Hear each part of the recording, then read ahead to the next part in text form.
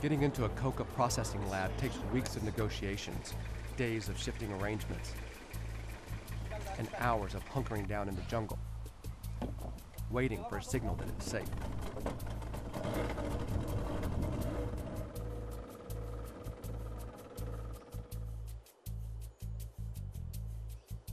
As I'm climbing up the hill, I have visions of finding the likes of Latin drug lord Pablo Escobar.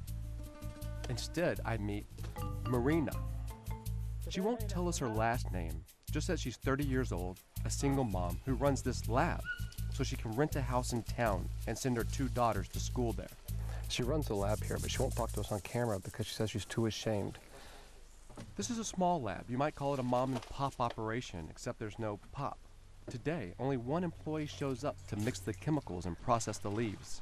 The rest were scared off by our presence. The Shining Path protect her from police raids. She declines to answer, saying only that such matters are best left to men. Here are some of those men, the self-defense forces for the town of Santa Rosa. The commander, Manuel Gallego, says they're the only real enforcers around here. The self-defense plays a very important role in our district, maybe more important than the police. We're better organized than they are. Would the local police agree with that assessment? More or less. The police accept us, and so does the government. Formed back in the early 80s to defend against the Shining Path guerrillas, they're having to confront their old enemy again. Have you had some engagements with the Shining Path? Now we call them the subversives. Before we called them the terrorists. But it's the same. It's Shining Path. They're here. His chief complaint is that these days, they're seriously outgunned. This is a 16 caliber backloaded gun. Alan Garcia's government gave us these in 1985. It only carries 1 bullet, so we can't really defend ourselves anymore because the subversives are better equipped today. Where are they getting the guns from? They're arming themselves mostly by killing policemen. Yeah, okay.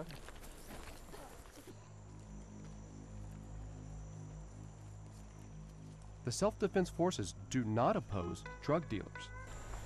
We have no reason to be fighting against the drug dealers. That's because the coca farmers need the drug dealers to survive. Nosotros somos todos cocaleros. We are all coca farmers. We are all coca farmers. Many people get confused thinking that those who cultivate are the traffickers, but no, we are farmers. This is what I want to make clear. The hardest part for the self-defense forces these days is figuring out who they're supposed to be fighting, when Shining Path is running protection for the drug dealers. It's very difficult sometimes to make a distinction. You can see what he means when you venture into the places his forces supposedly protect. Santa Rosa is truly a town that drugs built. It has only 1 paved street, but dozens of pharmacies. Owning a pharmacy means you can legally buy the chemicals needed to process cocaine. Most of the young men have brand new motorcycles, and there's a thriving red light district. Our camera draws attention and suspicion. What was the valley like back then when you were a child? It was pure forest. Just down the road from the narco-rich inhabitants of Santa Rosa, one man is working hard to save the valley from the violence, crime, and corruption that a drug industry fosters. A man who has a long and bitter history with the Shining Path. Guillermo Parodi. My father built a vacation center to promote the valley for tourism, and that was running in the mid-late 70s until 1983. This brochure offers a glimpse of what it looked like back then, complete with an outdoor bar and swimming pool. His father called the resort Louisiana after his alma mater in the United States. It even had an airstrip and was a headquarters for a couple of National Geographic expeditions. So, farm's going great, and then what happens? July 1983, the terrorists came to destroy the farm and to kill the people that were here, basically to kill my mother. Parodi says at the time his father was also a congressman. He was serving in the government in Lima. His mother was here alone, running the farm. For Shining Path, it must have seemed like a public relations bonanza. It would be a perfect situation to kill the wife of this congressman. Warned just in the nick of time, his mother escaped into the jungle, with only a ham radio for communication since there were no phones. So they start destroying the farm. Destroying means burning all the buildings. When the dreams went up in smoke and the farm was destroyed, my parents never came back, really. For 23 years, the farm, the dream, was abandoned. Perotti moved to Europe and enjoyed a successful career in international business. But childhood memories tugged at his imagination. He felt compelled to return home and revive his family's dream. He soon learned that things had changed. There's destruction, there's insecurity, there's rebirth of terrorism. Earlier this year, he, his wife, and his baby were shot at in their car during a robbery attempt. The guy shot us. That's it. So the bullet came through the window from the backside, probably missed by an inch. The private road that runs through his property is used by the locals now to get to the river and to the cocoa fields on the other side. They creep by in the pre-dawn darkness carrying machetes. Perotti has put up a gate, but that makes the cocoa workers angry. The lock has been broken repeatedly. Well, the other day came a couple of motorcycle guys and actually threatened to kill me, I suppose. Last time it was the Shining Path. Do you think it'd be the Shining Path again? It's a never-ending story, and nobody knows anymore whether it's terrorism, whether it's a drug business, whether there's a joint venture between them, delinquency. Guillermo Perotti works at restoring his home, trying to show residents of the valley that drugs are not the only way to prosperity, hoping, gambling that Sendero won't seek him out, won't strike again. But we came to this valley to engage Shining Path, not to hide from it. Finally, word comes. Shining Path agrees to an interview, but the conditions are tough, and getting there is dicey. They've only let my cameraman and myself come, and I had to hide in the back of the pickup truck because they're worried about a gringo being seen in the area. Are we walking into an ambush? We're in the middle of a 2-day general strike. American presence in this valley is the overriding issue. We are the only Americans around. We arrive. We wait. We sense reconnaissance in the underbrush. We catch a glimpse of shadowy figures surrounding us. Is there more than one? We wait longer. And then, ghost-like, suddenly the fighter appears.